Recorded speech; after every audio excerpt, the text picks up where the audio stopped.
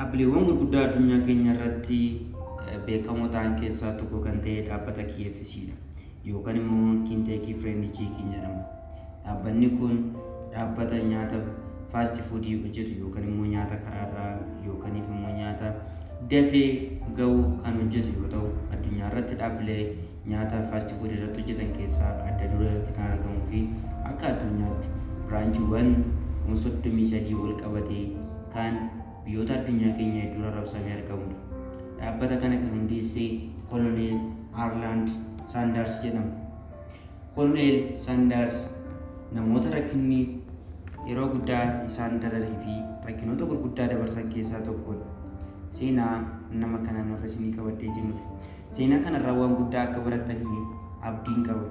Seenaa baay'ee namatti toluu fi akkasumas immoo ammam abdii qabaachuu yookaan immoo abdii kutuu dhiisuun jireenya dhala namaa jijjiiruu akka danda'u seenaa kanarratti kan namni isinii qabadhee jedhu. Kanaafiyyuu chaanaalii kan subscribe, like, share godhaa. Viidiyoowwan kana booda galakkifamanis akkasiin bira ga'uuf immoo mallattoo bilbilaa tuqaa na waliin ta'a. Yeroo gaarii.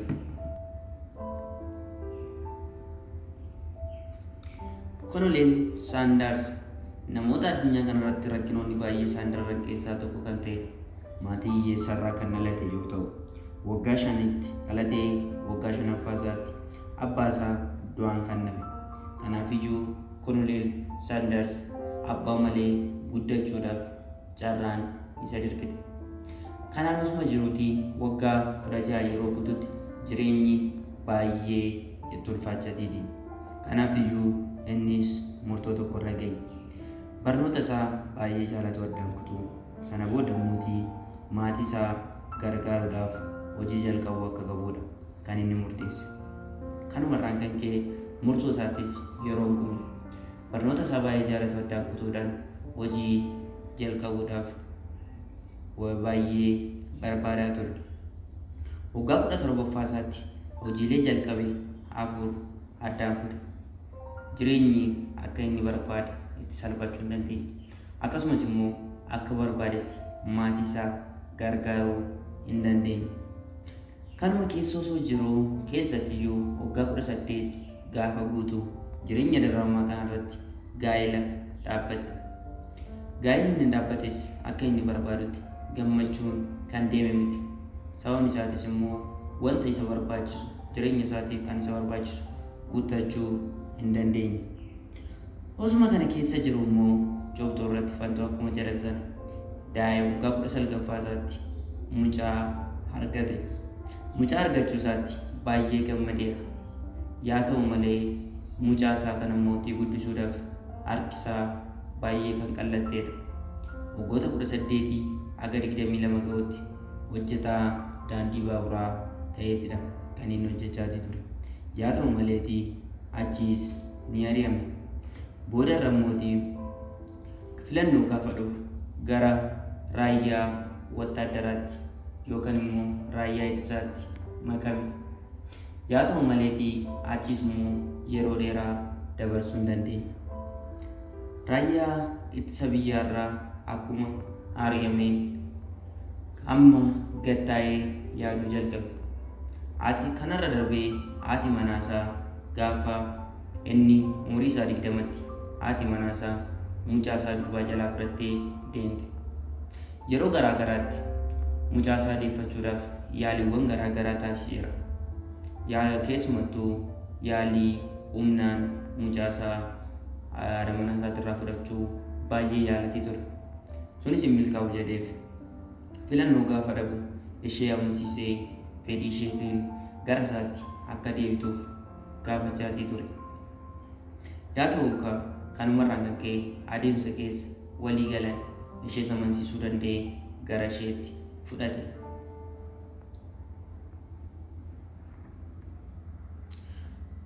Sanattaan wanti inni gochuu qabu jireenya isaatiif ammas hojii barbaaduu itti fufe.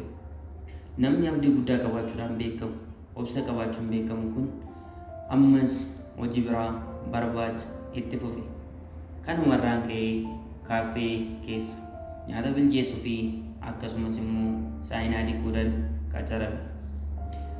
Akkasuma kanaan osuma hojjechaatii jiru umuriin isaa waggaa 65 yeroo ga'utti mootummaan soorama isa baase hojii xiqqoo qabu ni dhabe. Gaafa soorama ba'u mootummaan doolaara Ameerikaa 105 qofa kennuudhaan soorama isa baase. Guyyaa kana Koloneel Saanders guyyaatti dukkannaa'e waan godhu dhabe. Kanaaf iyyuu wanti gochuu qabu yoo jiraate jedhee yaade furmaata tokko qofa kan inni argate. Innis maali yoo jettan of ajjeesuu. Sana booda lafa itti of ajjeesuu barbaadu ni deeme. Achi muka tokko jala taa'ee of ajjeesuudhaaf karoora baafate. Akkuma karoora baafateen yoo yeroo dhumaatiif wanti ani jireenya koo keessatti godhuu qabu yoo jiraate jedhee yaaduudhaaf taa'e. Sanattaan seeti immoo dhaaltummaa yookaan immoo wanta dhaalu barreessuudhaaf gadi taa'e. Garuu wanta nama dhibu wanta dhaalchisu tokkollee hin qabu. Kanaaf yoo jireenya koo keessatti wanta dhumaa fi yeroo dhumaatiif carraa koo yaala jedhee wanta gochuu danda'u jedhee tokko tokkoon barreessuu jalqabe. Akkana keessa osuma barreessaa jiruuf yaadni tokko isaaf dhufe.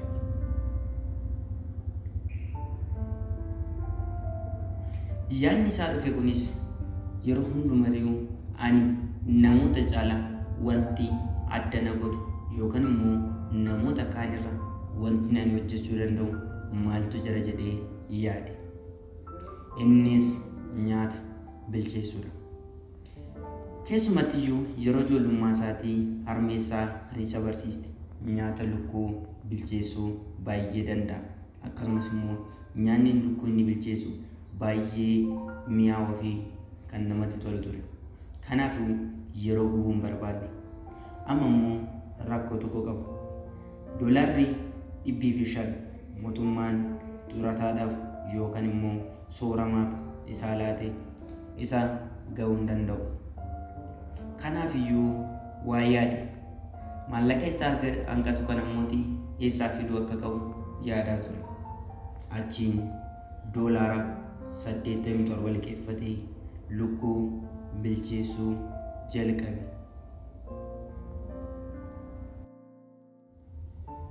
Koloneel Saanders amma immoo hojii guddaan isa eeggatu eeyyama abbummaa argachuudha.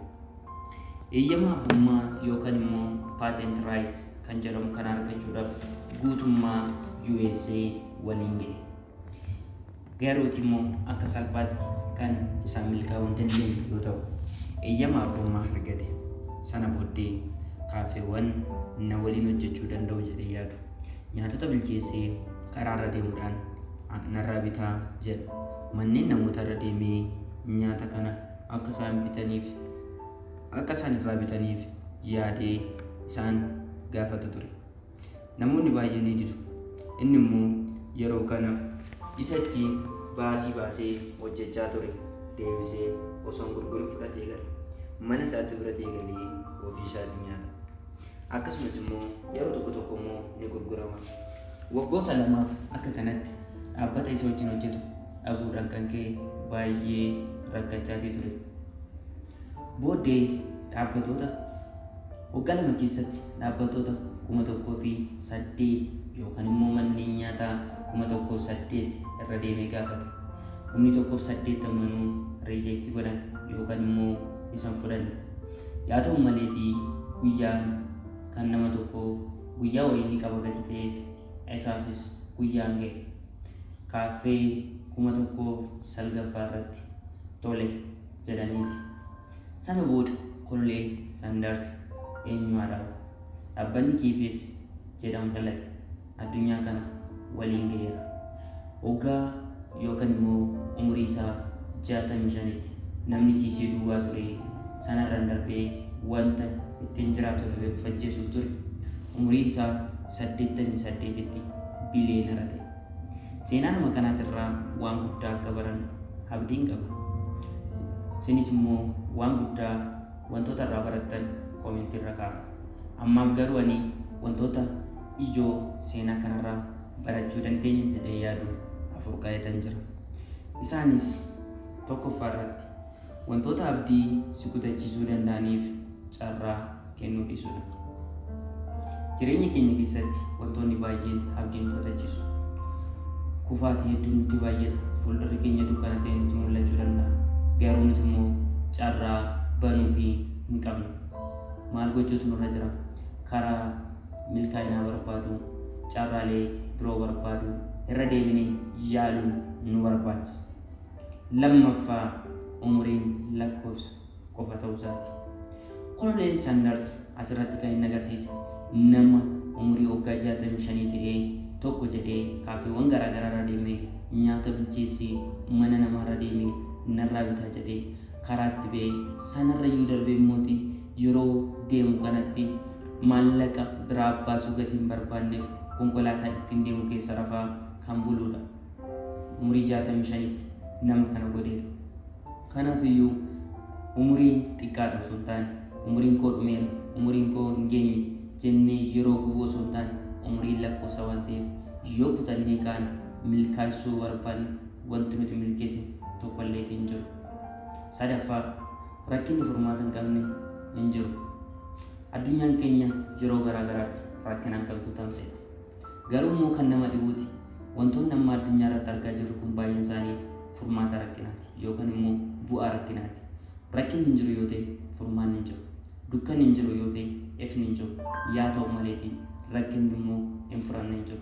Addunyaan kun rakkinaan akkuma guutamtee jirtu akkasumas immoo balbala hedduudhaan guutamtee jirtu.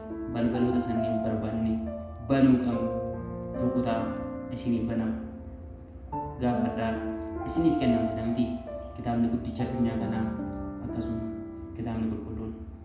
Arfaffaa irratti immoo kennaa addaa kee irratti xiyyeeffachuu.